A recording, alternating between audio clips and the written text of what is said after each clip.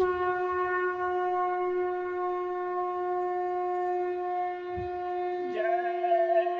गुरुदेव। जय गुरुदेव।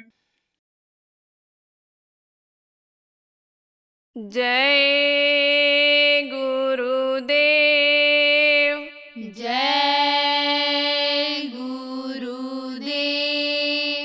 हंस नर्तन गुरु ने दिया है, कब तलक श्वास खोता रहेगा। हंस नर्तन गुरु ने दिया है, कब तलक सांस खोता रहेगा। जाग जल्दी से वरना दीवाने, जिंदगी सारी रोता रहेगा। जाग जल्दी से वरना दीवाने, जिंदगी सारी रोता रहेगा। तूने 84 में कष्ट भोगा, अब मनुष्य तन मिला है मुसाफिर। तूने 84 में कष्ट भोगा, अब मनुष्य तन मिला है मुसाफिर। बीता बचपन गई सब जवानी, और कब तक तू सोता रहेगा। बीता बचपन गई सब जवानी, और कब तक तू सोता रहेगा। हंस नर्तन गुरु ने दिया है, कब तलक श्वास खोता रहेगा। हंस नर्तन गुरु ने दिया है, कब तलक श्वास खोता रहेगा। झूठे रिश्ते हैं झूठा जमाना, इनमें भरमाया हो के दीवाना। झूठे रिश्ते हैं झूठा जमाना, इनमें भरमाया हो के दीवाना। बेटा पत्नी तेरे भाइयों का बोझ कब तक तू ढोता रहेगा। बेटा पत्नी तेरे भाइयों का बोझ कब तक तू ढोता रहेगा। हंस नर्तन गुरु ने दिया है, कब तलक श्वास खोता रहेगा। हंस नर्तन गुरु ने दिया है, कब तलक श्वास खोता रहेगा। थोड़े दिन का ठिकाना जहाँ में, थोड़ा सामान कर ले वहाँ का। थोड़े दिन का ठिकाना जहाँ में, थोड़ा सामान कर ले वहाँ का। आखिरी वक्त में काम आए, बीज भक्ति का होता रहेगा। आखिरी वक्त में काम आए, बीज भक्ति का होता रहेगा। हंस नर्तन गुरु ने दिया है, कब तलक श्वास खोता रहेगा। हंस नर्तन गुरु ने दिया है, कब तलक श्वास खोता रहेगा। इंद्रियां पहले तू बस में कर ले, मन को नहला दे सत्संग सागर। इंद्रिया पहले तू बस में कर ले, मन को नहला दे सत्संग सागर। काम और क्रोध हंसो हविस में, कब तलक मन भिगोता रहेगा। काम और क्रोध हंसो हविस में, कब तलक मन भिगोता रहेगा। हंस नर्तन गुरु ने दिया है, कब तलक श्वास खोता रहेगा। हंसा नर्तन गुरु ने दिया है, कब तलक श्वास खोता रहेगा। तन की चादर कभी ना हो मैली, ऐसी युक्ति बताई स्वामी। तन की चादर कभी ना हो मैली, ऐसी युक्ति बताई स्वामी। सत्संग से ले सत्संग साबुन, तन की चादर जो धोता रहेगा। सत्संग से ले सत्संग साबुन, तन की चादर जो धोता रहेगा। हंस नर्तन गुरु ने दिया है, कब तलक श्वास खोता रहेगा। हंसा नर्तन गुरु ने दिया है, कब तलक श्वास खोता रहेगा। जाग जल्दी से वरना दीवाने, जिंदगी सारी रोता रहेगा। जाग जल्दी से वरना दीवाने, जिंदगी सारी रोता रहेगा। जय गुरुदेव। जय गुरुदेव।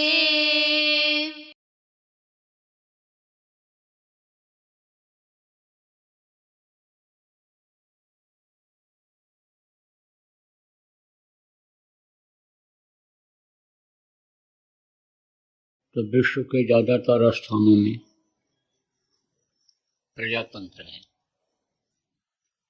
पहले राजतंत्र हुआ करता था। राजा लोग प्रजा की रक्षा करते, प्रजा की देख रेख करते और प्रजा की मेहनत की कमाई से राज्य को चलाते थे।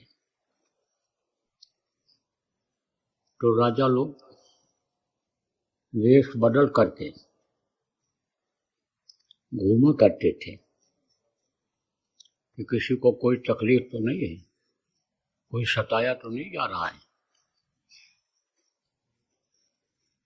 तो एक राजा थे, वेश बदल करके घूमते हुए चले गए उधर जंगल की तरफ। जंगल में प्रवेश ही किए थे, थोड़ी ही दूर गए थे, तब तक उनको एक शेर दिखाई पड़ा, एक भैंसा दिखाई पड़ा, मोटा तगड़ा भैंसा दिखाई पड़ा। तो राजा ने सोचा कहीं मार न दे हमको। सोच ही रहे थे कि भाई इसके आंखों से बच जाना चाहिए, छिप जाना चाहिए। तब तक भैंसा को देखकर एक शेर उस पर हमला कर दिया, मार दिया, भैंसे को मार करके गिरा दिया। फिर वही शेर आगे बढ़ा। राजा देख रहा है, शेर से बचने के लिए कोशिश कर रहा है। तो राजा की तरफ उसने शेर ने देखा भी नहीं, चल पड़ा। किधर चल पड़ा? आगे की तरफ। थोड़ी दूर राजा देख रहा है शेर को। थोड़ी दूर जाने के बाद वही शेर सांप बन गया। राजा को बड़ा आश्चर्य हुआ कि अभी तक तो ये शेर था और अब ये सांप बन गया, तो देखना चाहिए कि यह सांप अब कहाँ जा रहा है, ये किधर जा रहा है, क्या कर रहा है। तो राजा सांप के पीछे पीछे लग गया। कुछ दूर के बाद एक नदी थी, नदी पर नावें लगी थी, लोग उस पर बैठ करके पार होना चाहते थे। तो सांप धीरे धीरे जा रहा है, राजा पीछे पीछे जा रहे हैं। तो वो सांप एक नाव में घुस गया। नाव चल ही रही थी, तब तक वो उसमें घुस गया।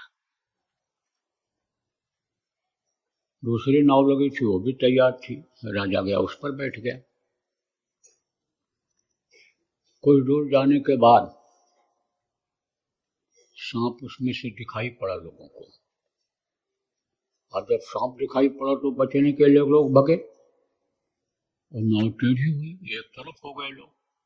नाव टेढ़ी हुई तो उसमें कुछ लोग गिर गए, डूबने लग गए।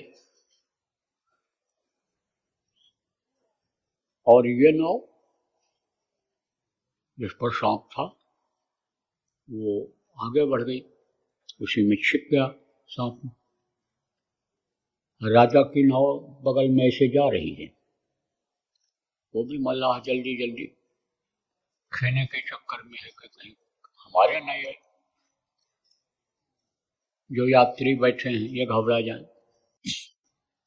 नाव किनारे लग गई, दोनों नावें किनारे लग गई। वो सांप उसमें से निकला, लोग जल्दी जल्दी उतर गए, सांप बोले नाव से। सांप उसमें छिपा रहा, मल्लाह भी देखता रहा सांप किधर गया, कहाँ कहाँ चला गया। फिर उतरा, जब सब लोग उतर गए, राजा की भी नजर सांप पर ही थी, क्या कहाँ रहा है, है कहाँ। निकला और ऐसे घास फूस लगी थी, उसी घास फूस में से रास्ते पर आ गया, वो जिधर से लोगों का आना जाना था। और रास्ते पर पहुंचते पहुंचते वो एक सुंदर औरत बन गया। औरत अब आगे चलने लग गई, पब्लिक भी जा रही है उधर से, राजा भी पीछे पीछे जा रहा है औरत को देखते हुए। फिर वो औरत ऐसे मुड़ गई दूसरे रास्ते पर। कहीं कहीं कई तरह के रास्ते होते हैं, कोई दाहिनी तरफ का होता, बाईं तरफ का, सीधा भी होता है। मुड़ गई औरत, राजा भी पीछे पीछे जा रहा है, दूर पीछे, काफी पीछे। औरत मुड़ के देख भी नहीं रही।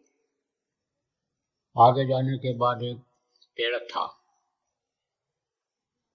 पेड़ के नीचे गई औरत, बैठ गई। राजा छिप करके देख रहा है, अब ये औरत क्या करती है, क्या होता है। तब तक दो फौजी सिपाही वहीं पहुंच गए कुएं के ऊपर। आज की तरह से इतने नल तो होते नहीं थे, ना वाटर सप्लाई थी, ना कोई बड़ी टंकी होती थी, कुएं होते थे। जगह जगह पर लोग कुआं खुदवा देते थे, कहते थे कुआं खुदवाना, बावड़ी बनवाना पूरी का काम होता है। तो जो सेठ लोग कमाई करते थे, पैसे बच जाते थे, तो इन धार्मिक कामों में लगा देते थे। कुएं से पानी फौजी निकाले और हाथ पैर धोए। हाथ पैर धोने से थकावट दूर होती है। पहले देखो, लोग पैदल जब चलते थे तो जब रिश्तेदारों के यहाँ पहुंचे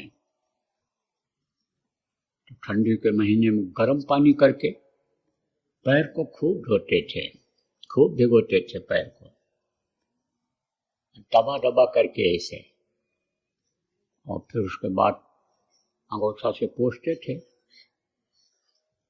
खुश हो जाते थे लोग कि देखो ये हमारे मेहमान आ गए, भगवान आ गए। आज की तरह से थोड़ा था कि पसंद नहीं करते कि लोग पसंद नहीं करते हैं कि आवें, और उसी को पसंद करते हैं जो ऊंचे पद पोस्ट पर होता है, जानी मानी होता है, जिससे कोई स्वार्थ उनका सिद्ध होने को होता है। लेकिन पहले ऐसा नहीं था। पहले अतिथि देवो भव, अतिथि जो होते थे, मेहमान जो होते थे, देवता की तरह से माने जाते थे। औरतें खुश हो जाती थी कि बगैर देखो चाहे हुए हमारे ये मेहमान आ गए। गृहस्थ भी चल पड़ता था तो उसको फिक्र नहीं रहती थी कि रात को हम कहाँ रुकेंगे, पैसा है हमारे पास कि नहीं है। किसी के भी दरवाजे पर पहुंच जाता तो भोजन कराता था, रहने की जगह देता था। तो ये जो धार्मिक भावना है भारत देश में कूट कूट करके लोगों में भरी रहती थी। अब वही भावना दूसरी तरफ चली गई।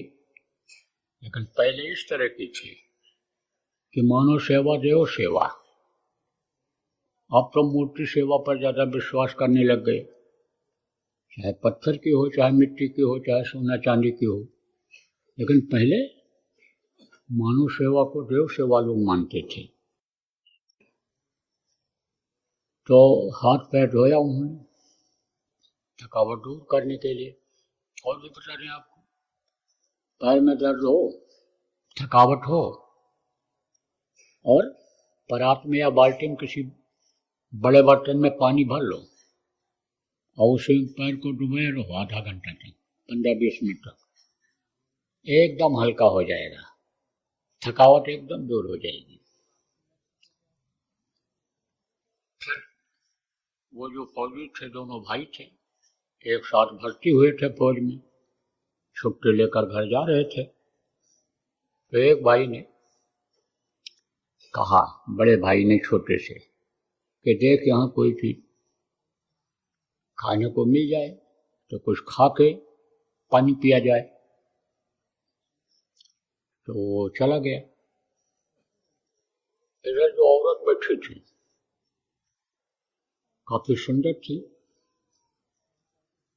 वो औरत आई, इनसे बात करने लगी। और ये तो काफी दिनों से फौज में थे ही, तो इनकी आनी दृष्टि से दृष्टि मिल गई और अंदर में आनी जगह बन गई उसके प्रति, क्या ना, को वस जगत विमल बैरागा, नारी नयन सरजाह न लागे। तो ये आकर्षित हो गए और वो यही चाहती थी। तो इन्होंने ये कहा कि अनी शादी कर लो हमसे। उसने स्वीकार कर लिया, वो तो यही कहलवाना चाहती थी। जब वो लेकर के आया, गुड़ लेकर आया, कि जो मिला उसको ले आया। बड़े भाई ने सोचा ये हमारी औरत है, अब इसको हम ये क्या खिलाएंगे। जब लेकर के आया तो खाइए तो क्या लाया। बड़ा भाई बोला छोटे भाई से, उसने कहा कि गुड़ यही मिला, यही ले आया। अरे बोला कुछ नहीं, मैं जाता हूँ खोज करके लाता हूँ। वो चला गया। अब वो जो छोटा भाई था वहां रह गया। अब औरत उससे बात करने लग गई, तो वो इसकी तरफ आकर्षित हो गया। जब वो आकर्षित हो गया तो उसने प्रस्ताव रख दिया कि तुम मुझसे शादी कर लो। तो उसने स्वीकार कर लिया, ठीक है। अब जब उधर से वो लौट के आया बड़ा भाई, तो छोटे भाई ने बड़े भाई से कह दिया कि मैं इससे शादी करूंगा, ये तैयार है शादी करने के लिए। बोला तू कैसे शादी करेगा, शादी मैं करूंगा इससे। अब दोनों में हो गई लड़ाई, और यहां तक लड़ाई पहुंच गई कि दोनों एक दूसरे को खंजर मार करके और खत्म कर दिए। अब राजा देख रहा है कि औरत क्या करा रही है, ये क्या हो रहा है। फिर वो औरत चल पड़ी आगे, राजा पीछे हो गया। कुछ दूर जाने के बाद वही औरत एक ब्राह्मण बन गई, पंडित बन गई। टीका चंदन लगा करके, कंठी माला पहन करके, पंडितों का वेश ऐसा होता था। धोती भारतीय संस्कृति के वस्त्र में आता है। धोती कुर्ता पहन करके बैठ गया एक पेड़ के नीचे। तब राजा ने सोचा कि अब मौका है पूछने का। मैं औरत से कैसे बात करता, वो भी ठीक नहीं था। लगता है मायावी है ये, तो कहीं कोई बात होती, लेकिन अब पूछने का मौका है। राजा गया, उनको प्रणाम किया, पंडित जी ने आशीर्वाद दिया। तब राजा बोला, महाराज आप कौन हैं? आप अपना परिचय हमको दीजिए। मैं काफी देर से आपको देख रहा हूं, आप चोला बदल बदल करके और ये सब करवा रहे हो, क्या कर रहे हो ये आप? तब पंडित जी ने कहा, मैं हूं काल, मैं किसी को छोड़ता नहीं हूं। जब उसका समय आ जाता है तब किसी न किसी बहाने उसके प्राण को निकलवा देता हूं। मैं काल हूं, ये मेरा देश है और ये जितने भी जीव हैं ये सब मेरे अधीन हैं। इनका सारा इंतजाम तो मैं कर देता हूं, लेकिन इनको समय मिलता है जीने का, और समय जब इनका पूरा हो जाता है तो मैं किसी न किसी बहाने इनके आत्मा को निकलवा दिया करता हूं। मैं काल हूं। कहने का मतलब प्रेमियों यह है कि काल किसी को छोड़ता नहीं है। कहा गया, काह न आंवला कर सके और काह न सिंधु समाए और काह न पावक जल सके, काह न पावक जल सके और काल काहे न खाए। यानी अबला किसको कहते हैं? जिसके पति न हो, कोई न हो। कहा पुत्र न अबला कर सके, पति नहीं रहेगा तो वो औरत क्या बच्चा पैदा कर पाएगी। कहा न अबला कर सके, कहा न सिंधु समाए। कहा कि समुद्र में हर चीज समा जाती है। समुद्र इतना बड़ा है कि उसमें कोई भी चीज डालो तो समा जाती है। यह धरती पर जितनी भी चीजें हैं यह सब समुद्र में डाल दिया जाए तो समुद्र में समा जाएगा। इतनी गहराई है, इतनी लंबाई चौड़ाई उसकी है। पूरे दुनिया में 1/4 हिस्से पर तो ये धरती है, बाकी 3 हिस्से में पानी ही पानी है। बल्कि ये समझ लो पानी के ऊपर ही, जैसा दूध के ऊपर मलाई रहती है, ऐसे यह धरती तैर रही है। इसीलिए खोदते हो तो नीचे पानी मिलता है। तो अब आप समझो प्रेमी, काह न सिंधु समाए और काह न पावक जैसे का। आग में हर चीज जल जाती है। लोहा जैसा चीज भी जल करके पिघल जाता है, गल जाता है।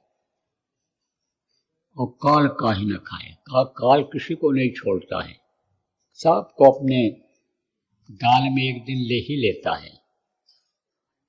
तो आज 2 जनवरी 2025 को आपको यही याद रखना है कि भाई काल गाल फैलाए हुए खड़ा है और वो इंतजार कर रहा है। क्या इंतजार कर रहा है? कि इनका श्वास पूरा हो और हम इनको अपने मुंह में ले लें। श्वासों की पूंजी हर किसी को खर्च करने के लिए गिन करके मिली है। अब देखो, कोई 100 साल जिंदा रहता है, कोई 80 साल, कोई 50-60 साल। और आजकल के जवान शराब पी करके, गांजा अफीम खा पी करके, ये तो गाड़ियों से लड़ जाते हैं, ये तो एक दूसरे को मार डालते हैं।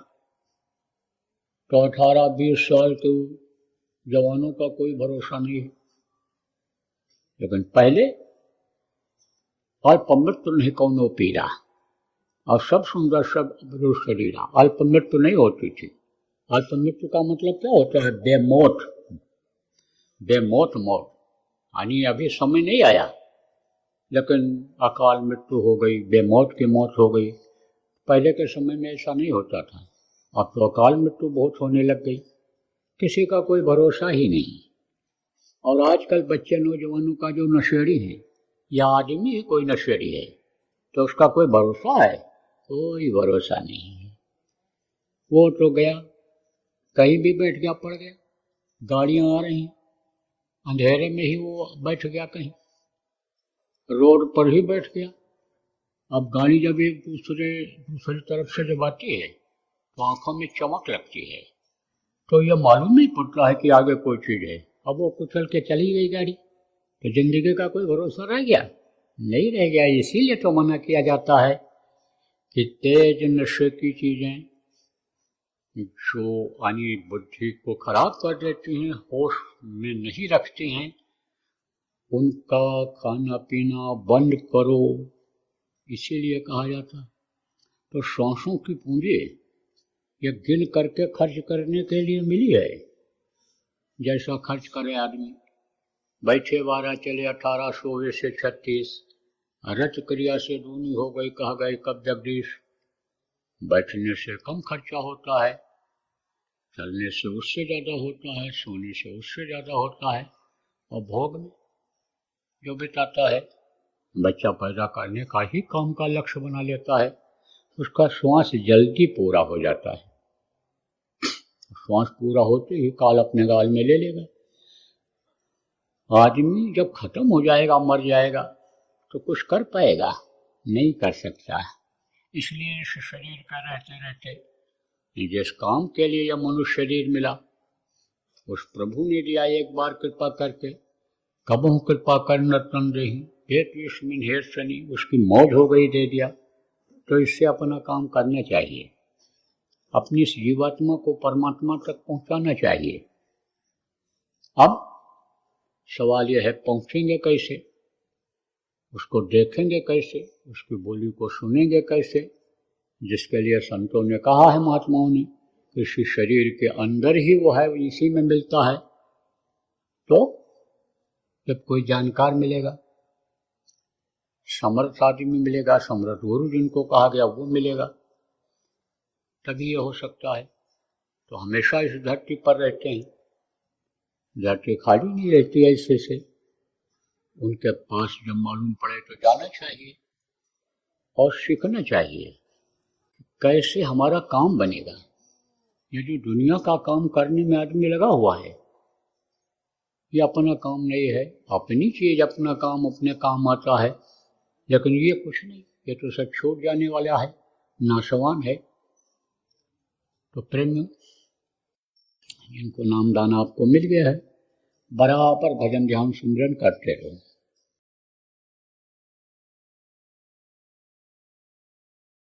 आप ये समझो, परिवर्तन की बेला में विनाश बहुत होता है। सतयुग के लायक इनको बनाओ। सतयुग के लायक वही लोग बन पाएंगे जो शाकाहारी रहेंगे, नशा मुक्त रहेंगे, जो ईश्वरवादी खुदा परस्त जिनको कहते हैं वो रहेंगे, जो भगवान को याद करेंगे, नाम की कमाई करेंगे, जो साधना करेंगे। बचेगा साध जन कोई, जो सत से लौ लगाएगा वही सतयुग देख पाएगा। सतयुग के लायक बनो। हम तो बराबर प्रार्थना करते रहते हैं, हाथ जोड़ कर विनय हमारी, सजो नशा बनो शाकाहारी, छोड़ो व्यभिचार बनो ब्रह्मचारी, और सतयुग लाने की करो तैयारी। जय गुरुदेव।